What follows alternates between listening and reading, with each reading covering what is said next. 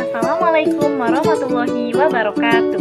Perkenalkan, nama saya Risa, mahasiswi pendidikan Bahasa Arab 2017 Universitas Negeri Jakarta. Video ini saya buat untuk memenuhi tugas ujian tengah semester mata kuliah sosiolinguistik. Nah, yang akan saya bahas dalam video ini adalah mengenai komunikasi bahasa. Seperti yang teman-teman telah ketahui bahwasannya fungsi komunikasi yaitu ada dua. Yang pertama adalah sebagai alat komunikasi dan yang kedua adalah sebagai alat interaksi manusia. Nah, tetapi ada beberapa komponen yang harus terlibat dalam komunikasi. Yang pertama adalah orang yang berkomunikasi atau pihak yang berkomunikasi. Setidaknya ada dua orang. Yang pertama adalah sebagai pengirim pesan dan yang kedua adalah sebagai penerima pesan. Yang kedua adalah pesan yang disampaikan. Pesan yang disampaikan bisa berupa ide, gagasan, ataupun perintah. Kemudian yang ketiga adalah alat komunikasi yang berupa verbal ataupun nonverbal. Nah, ada beberapa tahapan dalam berkomunikasi, yaitu yang pertama adalah proses semantik e-coding, di mana seseorang akan berpikir, akan mengkonsep apa yang ingin diucapkan atau apa yang ingin disampaikan. Itu adalah proses semantik e-coding. Yang kedua adalah proses gramatikal e-coding. Apa yang telah kita konsep, yang telah kita pikirkan, ide atau gagasan kita tuangkan ke dalam bentuk kalimat, itu disebut dengan proses gramatikal e-coding. Nah, proses yang ketiga adalah di mana yang telah kita ubah ke dalam bentuk kalimat, itu kita sampaikan, kita ucapkan. Disitulah proses terakhir, yaitu disebut dengan proses phonological e-coding. Nah, begitu ya teman-teman, proses dan tahapan dalam berkomunikasi. Nah, selanjutnya yang menarik untuk dibahas adalah mengenai tadi ya, bahwa komunikasi itu terbagi menjadi dua. Yang pertama adalah komunikasi verbal dan yang kedua adalah komunikasi nonverbal. Komunikasi verbal, teman-teman ngobrol, teman-teman kirim surat. Kalau dulu surat-suratan ya, tapi kalau sekarang surat-suratannya melalui email, kemudian chattingan di WhatsApp. Nah, itu merupakan komunikasi verbal. Nggak ribet ya komunikasi verbal itu. Nah, yang jadi masalahnya apa? Yaitu, yang jadi masalah adalah perbedaan bahasa saja.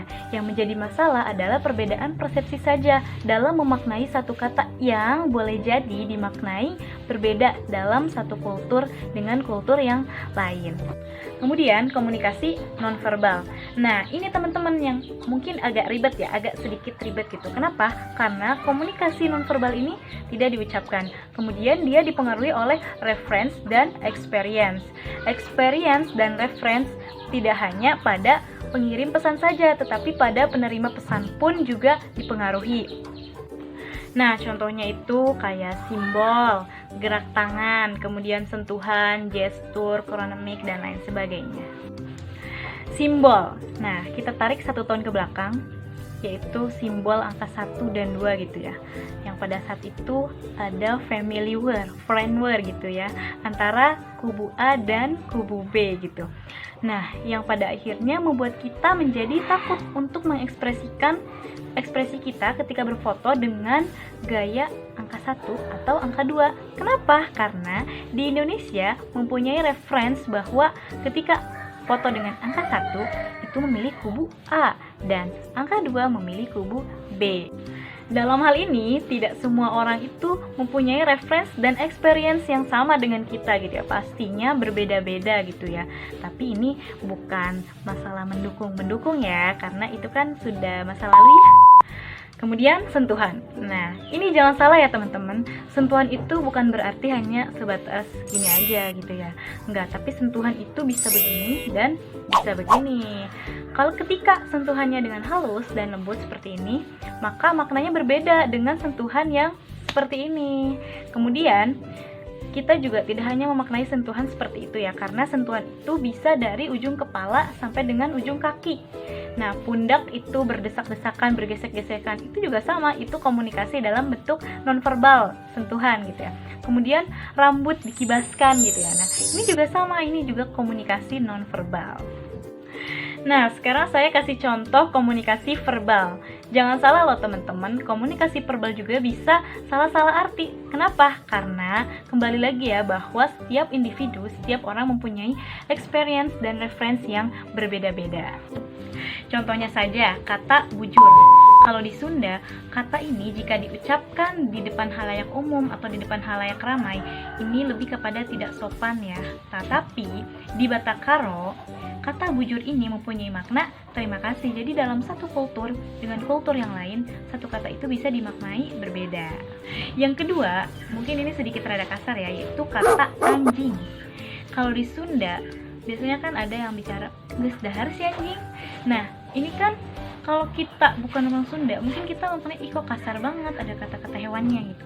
Tapi sebenarnya kalau dalam suku Sunda, itu perkataan seperti itu adalah dimaknai adalah karena kedekatan antara satu dengan yang lain gitu. Jadi dia mempunyai intimacy antara individu, sehingga ya kesannya itu dekat gitu. Tapi kalau kata itu diucapkan kepada orang yang belum dekat, maka itu maknanya menjadi kasar atau menjadi seperti marah-marah. Kemudian contoh dalam bahasa Arab, yaitu ketika kita mengucapkan ainal hammam, kita bisa memaknai itu di mana kamar mandi ketika pengucapan itu dengan tekanan di mimnya ainal hammam. Tetapi ketika kita mengucapkannya dengan ainal hammam, tidak ada penekanan tasydid ya, maka berubah menjadi di mana burung merpati. Seperti itu. Nah, jadi itu ya, dalam berkomunikasi, intonasi bicara juga mempengaruhi makna dalam komunikasi. Jadi kesimpulannya adalah komunikasi bahasa terbagi menjadi dua, yaitu komunikasi verbal dan komunikasi nonverbal. Komunikasi verbal yaitu segala sesuatu pesan yang disampaikan melalui ucapan atau tulisan. Sedangkan komunikasi nonverbal, segala sesuatu pesan yang disampaikan itu terlihat dan dirasakan oleh panca indera. Nah, kurang lebih seperti itu ya teman-teman.